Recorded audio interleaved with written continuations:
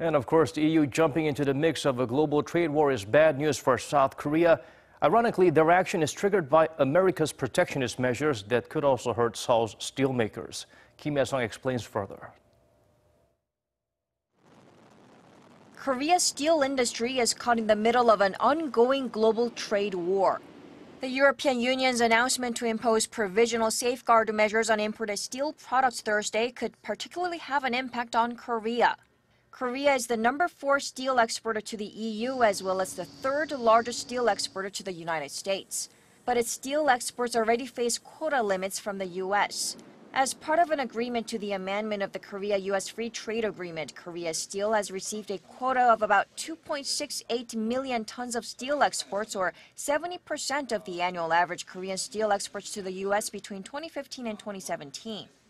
Other steel exporters to the U.S. like the EU, Mexico, and Canada are facing 25% tariffs which went into effect in June.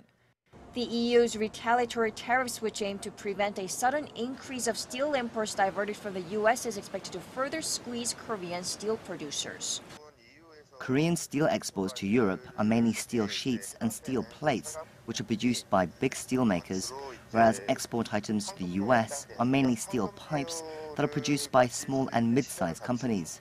So the EU safeguard measure could be a double squeeze on Korean steel exporters. Korea's trade ministry held a meeting with local steelmakers Thursday to draw up measures aimed at minimizing possible negative effects on steel exports.